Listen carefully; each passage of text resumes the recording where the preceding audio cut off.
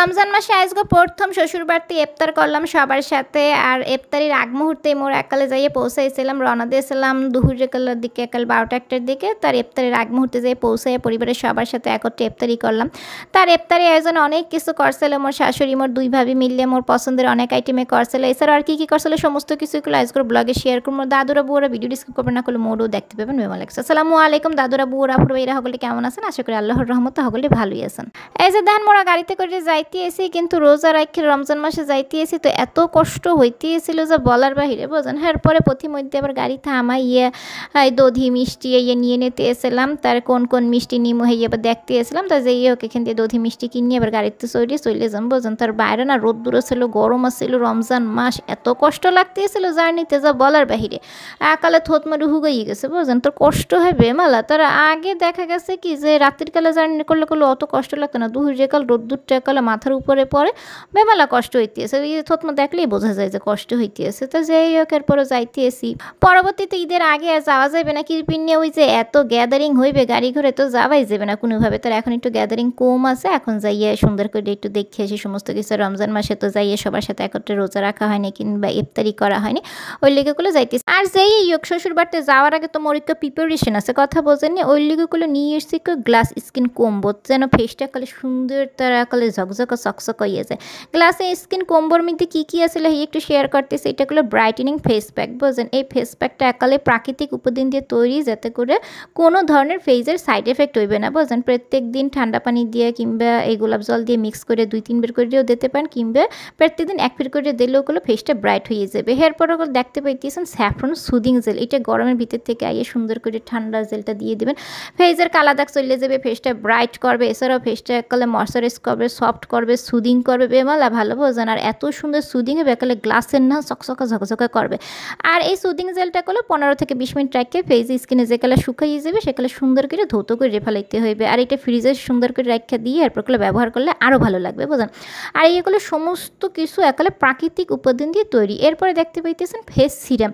তার ওই সুদিং জেলটা ধৌত করে এই ফেস সিরামটা দিতে হইবে ফেসে বোঝেন। সিরামটা এত ঘন আর এত সুন্দর হ্যান্ডমেড উপায় তৈরি করা হয়েছে বোঝেন। ফেসে দেওয়ার সাথে সাথে ফেসটাগুলো মুলাম করিয়ে ফেলাইবে। এছাড়া ফেসের কোনো ধরনের দাগ থাকবে না, ফেসটাকে বেমালা সুন্দর করিয়ে ফেলাইবে। আর অবশ্যই প্রত্যেকদিন যে কোনো নাইট ক্রিম ইউজ করার আগে অবশ্যই এই সিরামটাগুলো ব্যবহার করতে হবে, তাহলে নাইট ক্রিম ইউজ করলে কোনো ধরনের কোনো এফেক্ট পড়বে না। সিরামটাগুলো মাস্ট বোঝেন। এরপরে গুলো একটু স্যাফরনের নাইট ক্রিম দেখতে পাইতেছে। আর এটাগুলো একালে অরিজিনাল প্রাকৃতিক উপাদান দিয়ে তৈরি করা হয়েছে। স্যাফরনের এই অরিজিনাল ক্রিমটা ইউজ করলে ফেসটা একালে মাখনের নাহান হয়ে যায় বোঝেন। ফেসটা ফর্সা হইবে, ব্রাইট হইবে। আর দেখা গেছে প্রথম দিন ইউজেই করলে বোঝা যাবে। আর কোনো ধরনের সাইড এফেক্ট ছাড়া, যেহেতু সামনে ঈদ আসতেছে, নিজের রূপচর্চা নিয়ে নিতে পারেন এই মিস অর্গানিক বাংলাদেশ পেজ থেকে। তার পেজের ছবিটা গুলো আমি স্ক্রিনে দিয়ে দিছি, আর হোয়াটসঅ্যাপ নাম্বারটাও গুলো স্ক্রিনে ছিল। আমরা গুলো হোয়াটসঅ্যাপ গুনে কিংবা পেজ গুনে অর্ডার করে নিয়ে নিতে পারেন এই গ্লাস স্কিন কম্বোট। ঈদের আগে কেউ মিস করবেন না, অবশ্যই নিয়ে নেবেন। আর পেজ লিঙ্কটা কমেন্ট বক্স এবং ক্যাপশনে দিয়ে দেবেন। তা যেই হোক মুই শ্বশুরবাড়িতে আবারও চলে যাইতেছি বোঝেন। তার এখানে গাড়িতেই আসলাম, প্রতিমধ্যে আসলাম, বললাম না কষ্ট হইতেছিল বেমালা বোঝেন। তা কী যে বলবো, বললে বোঝাইতে পারবো না। তাই যাই হোক ওই যে একালে ইফতারির আগ মুহূর্ত ভাবছিলাম কি যাইতে যাইতে একালে সন্ধ্যা হয়ে যাবে। এরপর দেখলাম যে খুব তরতরি চলে গেছে। তাই যে যে মোরা দেখে বুঝতে পারতেছে না যে মোর কেমন কেমন জানি লাগতে আছে। এরপর মোরা যাইতে আসি। এরপর মোরা আবার ভাবছিলাম কি যে সন্ধ্যা হয়ে যাবে কিংবা আজানের পর গিয়ে ইফতারির পর গিয়ে মোরা পৌঁছামো বুঝছেন, এরকম মোরা ভাবছিলাম। কিন্তু মোর শ্বশুরবাড়ির সবাই গলে ইফতারির আয়োজন করে বসে রয়েছে, মোরা কোন কালে যাইয়ে পৌঁছামো, মোরা একত্রে যেন ইফতারটা করতে পারি। তার দেখা গেছে আরও আগে রওনা দিলে এক কথা ছিল, মেলা করতে করতে একটু দেরি হয়ে গেছে, গুছগাছ করতে একটু সময় লাগে না কন দিয়ে। তাই যেই হোক মোরা এরম করে যাইতেছিলাম। কিন্তু বাইরেনের পর বাজান গাড়িতে এককালে সময় লাগে না, খুবই কম সময়ের ভিতর দিয়ে মোরাগুলো চলে যাইতে পারছে। আর গ্রামের রাস্তাঘাটগুলো এত ভালো লাগে মোর ধারে যে বলার বাইরে। তাই যে ফাইনালি আল্লাহর রহমতে সবাই মোরা সুন্দর করে চলে আসছে। যে দেখতেই পাইতেছেন মোগো একাল মোর যে শ্বশুরবাড়ি একালে গেটের সামনে এগোলো, এই গাড়ি থামাই নিয়েছে বুঝলেন, একালে রাস্তার পাশে এগোলো মোর শ্বশুরবাড়িটা। তো যাই হোক এখানে গাড়ি থামাই নিয়েছে, মোরা সুন্দর করে ব্যাগ ঠ্যাগ নামাই নিয়েছে। ওদেরকে কোলো রিসিভ করতে চলে আসছে। মোর দেওরের বউ দেখতেই পাইতেছেন, ছোট ভাবি, মাশাআল্লাহ উনি কোলো বেমালা ভালোই যে দেখেন দেখিয়ে মোরে সুন্দর করে ওয়েলকাম করে নিতে এসে। এরপরে মোর ভাসুরের ছেলে চলে আসছে, ওরা সবাই মিলে সুন্দর করে করে নেতে আছে। আর এই যে ভিতরে ঢুকলে এইগুলো দেখতে পাইবেন যে মোর শাশুড়ি মগর লেগে রান্দাবাড়া করতে আছে, যে মোরা আসমু বললাম না। তার একালে দেখা গেছে কি ওই ইফতারির আজানটা দেবে এর 15-20 মিনিট আগে হয়তো যাইয়ে পৌঁছাইছি, যাইয়ে দেখতেছে মোর শাশুড়ি সমস্ত কিছু মশলা রান্ধিয়ে ফেলেছে। এরপরে এখনগুলো চুলাই চড়াই দিছে খাসির মাংস, বুঝছেন। তার খাসির মাংস সুন্দর করে রাঁধতে আছে। মুই আবার শাশুড়ি দেখিয়ে সুন্দর করে জাবড়িয়ে ধরলাম, কথাবার্তা বলতে এসেছি অনেকদিন পর দেখা হইলে। তার বলতে আসলাম যে মা আমি কবে ঢাকা যাবেন, বুঝছেন, মোরা তো আসতেছে আমি ঢাকা যাবেন। তো সেখানে গেলে মোর মায়ের পছন্দের, বুঝছেন, মোর শাশুড়ির পছন্দের সমস্ত কিছু মুই এবার রাঁধি খামো। যেহেতু মুই আসছে এবং মোর শাশুড়ি মোর পছন্দের সমস্ত কিছু ব্যামাকতা যাইয়ে যাইয়ে মোর পছন্দ হইয়ে রাঁধতে থুইছে, বুঝছেন। তাই যেখানে গুলো খাসির মাংস চড়াইয়ে দিয়েছে। মুই এবার গরুর ভুড়ি খাইতে বেমালা ভালো পাই, গরুর ভুড়ি, এরপর চাইলের আটা দিয়ে রুটি পিঠে, বুঝছেন। এছাড়া ওই যে শোল মাছ দিয়ে লাউ দিয়ে এইটি আবার আমাকে ভাইয়া খাইতে ভালো পাই, ওই লেগে গুলো ওইটা কইরে ফেলেছে। তার মুই এবার একটু নাড়াচাড়া দিয়ে দেখতে এসেছিলাম, ওর ধরে বেমালা ভালো লাগে মাটির চুলে যে রান্না বাড়া, বুঝছেন। তারা অনেক আয়োজন করে ফেলেছে মগর লেগে, একটু পরে আয়োজন দেবে। তার যেই গাড়িতে যতটুকু খারাপ লাগছিল না, সেখানে যাওয়ার পর বাড়তে যাওয়ার পর আবার ভালো লাগতেছে একটু। গাড়ির জার্নিটার থেকে কেমন জানি ধোয়াতে কষ্ট কষ্ট লাগিয়ে উঠছিল।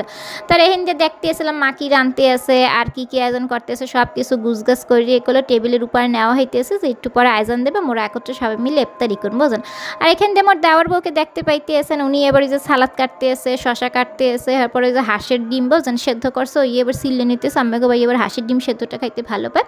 তার এইখানে তো দেখা গেছে মোর শ্বশুরবাড়িতে হাঁস, গরু, মুরগি, ছাগল সমস্ত কিছুই পালা হয়, সমস্ত কিছুর ডিম দুধ ইয়ে থাকি। তাই যাই হোক এখানে কোনো শশাগুলো কাটতে এসে জাম্মাকে ভাইয়ের সামনে খাড়াই খাড়াই কথা বলতেছে। মুই এবার একটু ফ্রেশ হয়ে আসছি, তো লেগে আমার ভালো লাগতেছে। তাই যাই হোক এখানে কোনো শশা কাটিয়ে ফেলেছে, এখন কোনো আন্ডাগুলোকে সিলে সিলে নিতে আসে। মোর ধরেন এরকম করে গ্রামের পরিবেশ বেমালা ভালো লাগে। আর এই যে দেখেন দুধ, এই দুধগুলো এই মোর শাশুড়ি রেখে দিয়েছিল আমাকে ভাইয়ের লেগে, তারা উনি আসছে এখন কোলাকালে দুধ জ্বালাইতে একালে চুলায় বসিয়ে দিছে, সুন্দর করে দুধ জাল হবে, এরপরে আমাকে ভাইয়েরে খাই দেবে। তা যে বলতেছে কি দুধটা চুলায় থাকুক আর মোরা এখন দিয়ে ইফতারি করবো একত্রে, বুঝছেন। আর এই দেখা যায় কি গ্রামের বাড়িতে কোনো বড় রান্নাগুলো সুন্দর করে মাটির চুলাতে রান্না করা হয়, আর প্রত্যেকের ঘরে কোনো আলাদা আলাদা করে সিলিন্ডার গ্যাস চুলা আছে, ওই এতে কোনো সবসময় রান্না করা হয় না, বুঝছেন। তার এখানে সমস্ত কিছুই আলাদা, সবার সংসার আলাদা, কিন্তু মোরা যেহেতু আসছে মোরা সবাই যে কদিন থাকবো একত্রে করলো খাওয়া দাওয়া করা হয়। আর ইফতারিতে কী কী করা হয়েছে একটু বলতে এসে, এখানে কোনো রুটি পিঠে দেখতে পাইতেছেন, গরুর ভুড়ি মোর লেগে করে ফেলেছে, স্পেশালি বেমালা মজার ছোলা আসছিল। আর মোর দাওরের বউ কলো মগর লেগে ছাতু বানাইছিল, উনি নিজে হাতে ছাতু বানাইছে। এরপরে এই পিঠেটা তালের পিঠেটা এত মজা হয়েছে যে বলার বাহিরে। এই পিঠেটা আমি ক্যাল ক্যাল করে করে খাইছি, বুঝছেন। কলার পিঠে বানাইছিল, ভাপা পিঠে বানাইছিল, দুই ধরনের, বুঝছেন। একটু মাটির চুলার ভাপা পিঠে আর একটু কোনো গ্যাসের চুলে ভাপা পিঠে, বলছে যে দুই ধরনের তেই খাইয়ে দেখেন কোনটা বেশি মজা হয়েছে।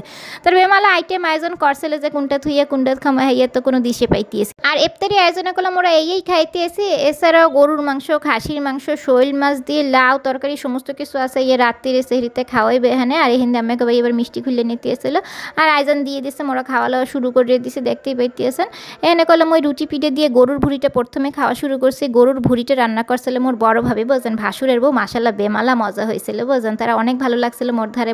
মুই যেহেতু ঝাল কম খাই, ওই লেগে করলো মোর মতো করে সমস্ত খাওয়ানে ঝাল কম দিয়ে দিয়ে রাঁধছে, যেহেতু তুমি ঝাল কম খাই, বুঝছেন, ওইভাবে এগুলো রান্না বাড়াগুলো করছিল। তো যে যে বিষয়গুলো বুঝছে বুঝছে ছোটোখাটো বিষয়গুলো বুঝে আদর যত্ন করাটা করলো বেমালা ভাগ্যের বিষয়। তার এই যে দেখেন আবার খাসির মাংস নিয়ে এসছে, মোর লেগে যায় গরুর ভুড়ি খাইয়েছেন, আবার খাসির মাংস খাই, এত খাওয়া যায় কন্ধি। তার আজকের মতো বিদায় নিতে এসেছি। আল্লাহ হাফেজ, আসসালাম।